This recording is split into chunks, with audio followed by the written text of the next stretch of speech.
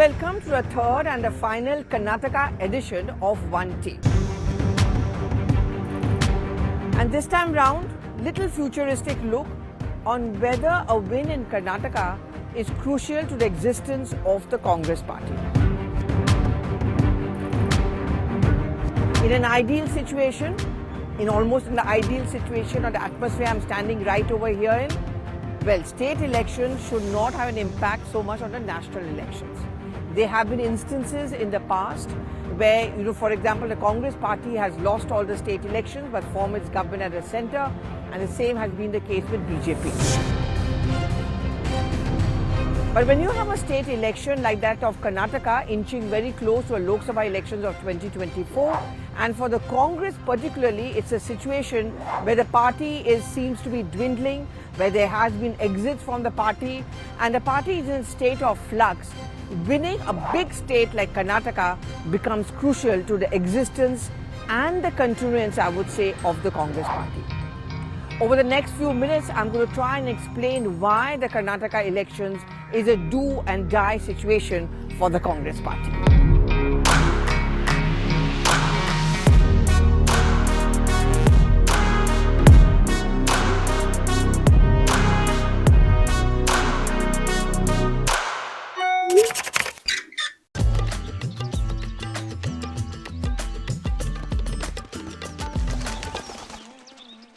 I'm sitting at the iconic and one of the most beautiful parks in Bengaluru, which is the Cubbon Park. But it's not going to be a garden path for the Congress party should it lose elections in Karnataka. As I said, in the next few minutes, I'm going to be discussing and also ask you for your reactions on the social media timeline that how important are the Karnataka elections for the Congress party.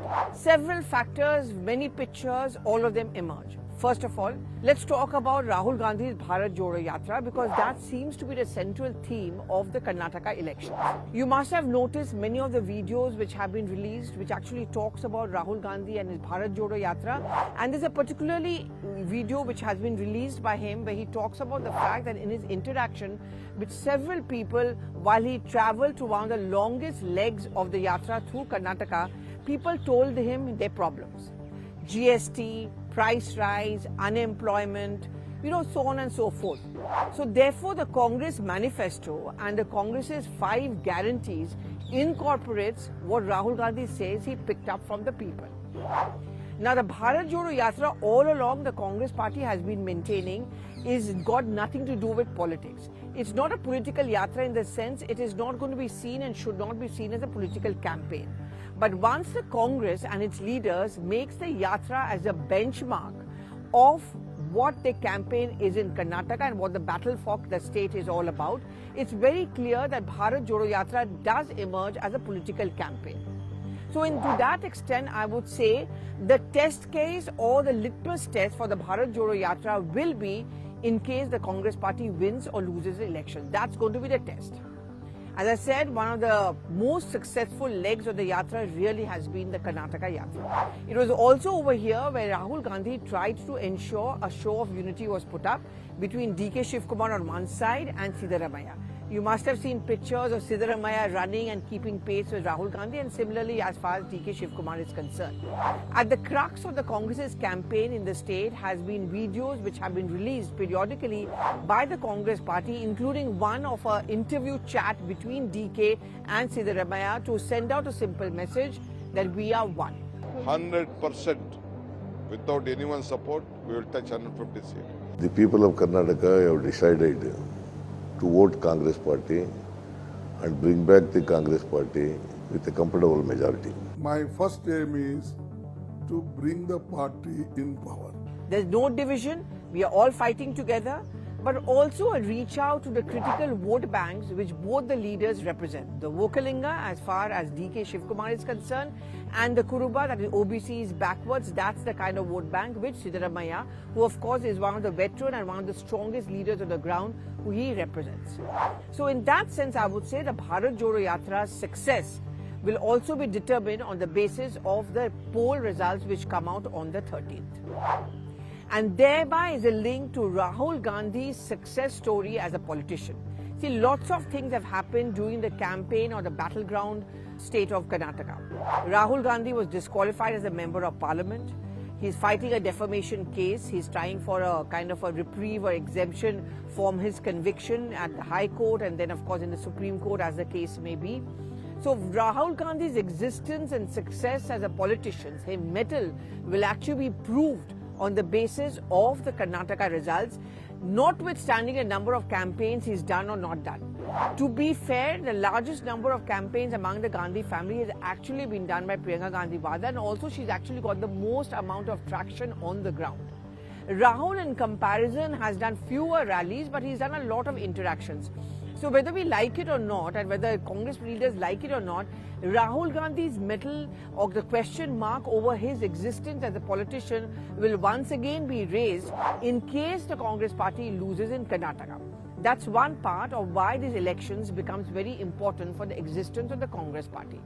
The second is, of course, Priyanka Gandhi Vadra. As I just pointed out, in fact, one of the most aggressive campaigns launched by any national leader of the Congress party in this state has been Priyanka Gandhi Vadra.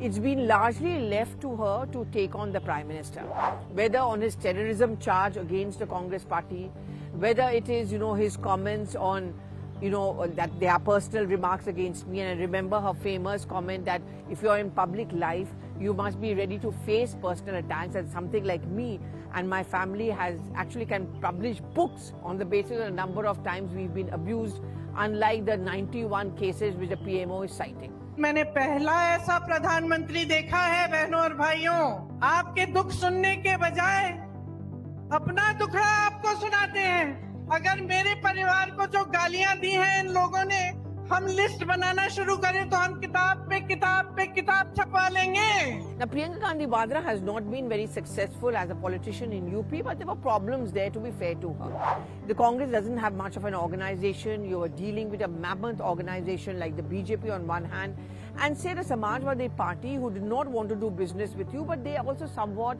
have the consolidated vote bank as far as the Yadavs are concerned. The Muslims were not too fond of the Congress party because they felt that it was a case of use and throw as far as the Congress came. So while the UP story was not successful for Priyanka Gandhi Vadra, a lot depends on Karnataka because Himachal's story was more or less successful for her. Now in Karnataka, she spent a lot of time virtually campaigning on every alternate day. And therefore, the one who takes on the Prime Minister and whether that experiment has been successful or not is likely to be replicated for the Lok Sabha elections of 2024. All of you must have noticed the fact that it becomes very difficult for the BJP to actually attack or for the Prime Minister to take on Priyanka Gandhi Vadra simply on the grounds that because of her gender.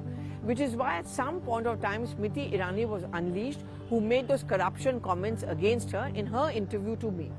In my earlier episode, and thank you very much for your reactions and response to that, we had dwelled on the factor about whether Priyanka Gandhi Vadra can win these elections for the Congress party in Karnataka. A little unfair to put the entire credit on her because let's not take it away from the local leaders. I've spoken about Rahul Gandhi, I've spoken about Priyanka Gandhi Vadra. Now let's move ahead. Let's now talk about why these electoral results becomes important. See, over here the Congress has also done an experiment which they have often been accused of in other state elections. The last leg preparation. Jumping into elections towards the end with no prior preparation. At least over here, I would say for at least 1.5 to 2 years, the Congress party has been doing its groundwork. Sending Randeep Surjewala, for example, who's from Haryana to the state, who's looking after the situation over here. You also had a focus largely on local leaders. It was very clear that the focus would be vocal for local. That is Siddaramaiah, D.K. Shivkumar, Dinesh Gundu Rao to a certain extent, G. Parmeshwara and MP Patil. All of these are the local leaders who would be used extensively and the elections must focus on them. Has this experiment been successful? Focusing only on local leaders, focusing mainly on local issues, preparing early, giving tickets strategically, will that work for the Congress party and therefore the Karnataka elections? And finally, an overall picture. Why the Karnataka elections are important. I began by saying in an ideal situation, it really shouldn't matter much. But look at the situation of the Congress party today. Big ticket exits from the Congress. The Congress is left in power in only a handful of states. For example, in Chhattisgarh, they are there in Rajasthan, where we know they are in doldrums. We don't even know whether it's going to come back to power because of the massive infighting. And they are piggyback riding as far as Tamil Nadu goes, and of course now in Himachal Pradesh. Now, Karnataka is a big step. It can be a stepping stone for the Congress party is down south. Apart from UP and Bihar, where the Congress party is in a bad situation, incidentally in Bihar also they are in power in alliance, it is the southern state like Andhra Pradesh and Karnataka which sends the largest number of members of parliament to Lok Sabha. If the Congress party wins from here, it can emerge as a stepping stone for the Congress party's somewhat success or a better performance than the last two times round as far as the Lok Sabha elections goes.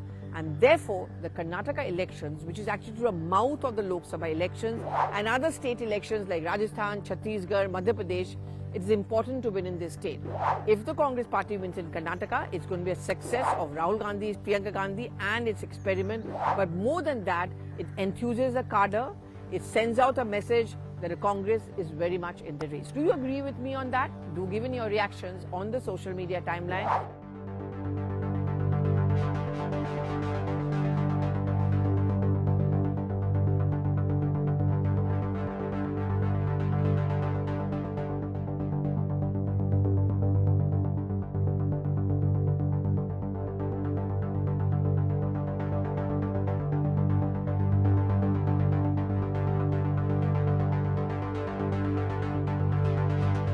Thank you so much for watching. I'm going to be out of Bengaluru in the next couple of days. The next episode, another topic. In fact, do suggest what you want me to talk about. Thank you so much for watching.